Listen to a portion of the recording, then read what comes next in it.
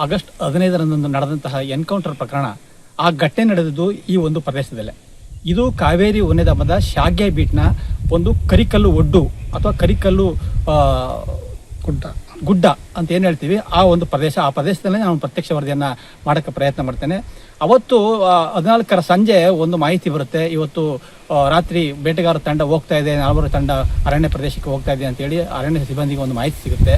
ಮತ್ತು 8 ಗಂಟೆ ವೇಳೆಗೆ ಆ ಒಂದು 400 ಇದಕ್ಕೆ ಪ್ರವೇಶ ಕೊಡ್ತಾರೆ ಅಂತ ಮಾಹಿತಿ ಸಿಗುತ್ತೆ.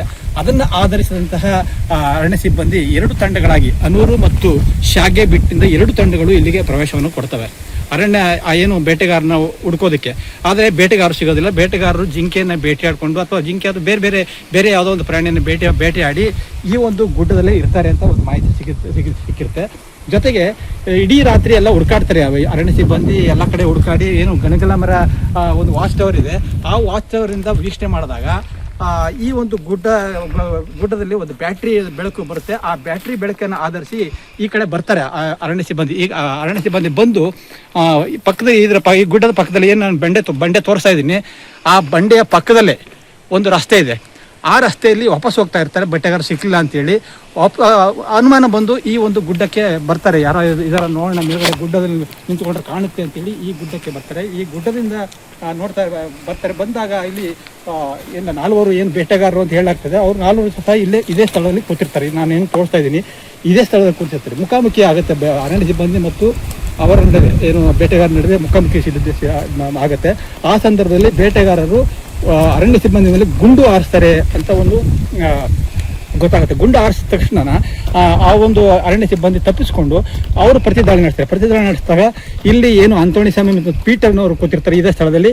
ಅವರು ಇಬ್ಬರು ಮೃತಪಡ್ತಾರೆ ಆ ಗುಂಡೇಟಿಗೆ. ಜೊತೆಗೆ ಇನ್ನೊಂದು ಪಕ್ಕದಲ್ಲಿ ಕುಮಾರ್ ಅಂತ ಕೂತಿರ್ತಾನೆ. ಆ ಕುಮಾರ್ ಸಹ ಈ ಒಂದು ಗುಂಡೆಟ್ಟಿಗೆ ಬಲಿ ಆಗ್ತಾನೆ. ಅರಣ್ಯ ಸಿಬ್ಬಂದಿ ಗುಂಡೆಟ್ಟಿಗೆ ಈ ಊರಾಗ ನಾನು ತೋರಿಸ್ತಾ ಇದ್ದೀನಿ, ಇಲ್ಲಿ ಅವರ ರಕ್ತದ ಕಲೆ ನೋಡ್ಬೋದು. ಇಲ್ಲಿಂದ ಅವನು ಮೃತಪಡ್ತಾನೆ. ಜೊತೆಗೆ ಇದ್ರ ಪಕ್ಕದಲ್ಲಿ ಅಂತೋಣಿ ಏನು ಮಹಿಮಾದಾಸ್ ಅಂತ ಇರ್ತಾನೆ, ಅವನು ಇಲ್ಲಿ ಕೂತಿದ್ದು ಗುಂಡು ಆರಿಸಿದ ತಕ್ಷಣ ಈ ಕಡೆಯಿಂದ ನಾನು ತೋರಿಸ್ತಾ ಇದ್ದೀನಿ ನಿಮಗೆ, ಈ ಕಡೆಯಿಂದ ಕೆಳಗಡೆ ಓಡಿ ಹೋಗಿ ನಾಪತ್ತೆ ಆಗ್ತಾನೆ.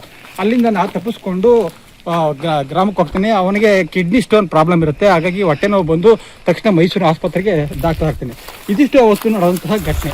ಆ ಘಟನೆ ನಂತರ ಅದೇ ಸಂದರ್ಭದಲ್ಲಿ ಪಕ್ಕದಲ್ಲಿ ನಾನು ಏನು ತೋರಿಸ್ತಾ ಇದ್ದೀನಿ, ಇದರ ಪಕ್ಕದಲ್ಲಿ 100 ಮೀಟರ್ ಅಂತರದಲ್ಲಿ ಒಂದು 2 ಚೀಲದಲ್ಲಿ ಮಾಂಸ ಸಿಗುತ್ತೆ. ಮತ್ತು ಈ ಸ್ಥಳದಲ್ಲಿ 2 ಬಂದೂಕುಗಳು ಸಿಗುತ್ತೆ. ಅದನ್ನು ವಶಪಡಿಸ್ಕೊಂಡು ಅರಣ್ಯಾಧಿಕಾರಿಗಳು ಅದನ್ನು ಮತ್ತೆ ಅವ್ರು ಏನು ಮೃತಪಡ್ತಾರೆ, ಆ ಮೃತಪಟ್ಟ ಸಂದರ್ಭದಲ್ಲಿ ಅವ್ರಿಗೆ ಜೀವ ಇರುತ್ತೆ ಅಂತ ಗೊತ್ತಾಗುತ್ತೆ. ಅವರನ್ನು ತಕ್ಷಣ ಕೊಳ್ಳೇಗಾಲ ಆಸ್ಪತ್ರೆಗೆ ದಾಖಲು ಮಾಡ್ತಾರೆ. ಆದರೆ ಮಾಧ್ಯಮದಲ್ಲಿ ಅವ್ರು ಮೃತಪಟ್ಟಿರ್ತಾರೆ. ಅವ್ರನ್ನ ತಕ್ಷಣ ಅಲ್ಲಿಂದ ಮತ್ತೆ ಮೈಸೂರಿನ KR ಆಸ್ಪತ್ರೆಗೆ ದಾಖಲು ಮಾಡಿ ಅಲ್ಲಿ ಮರಣೋತ್ತರ ಪರೀಕ್ಷೆ ನಡೆಯುತ್ತೆ. ಇದಿಷ್ಟು ಅವತ್ತು ಏನು ಘಟನೆ ನಡೀತು ಅದರ ಒಂದು ಪ್ರತ್ಯಕ್ಷ ವರದಿ. SM Nandish, news 18 Chamarajanagar.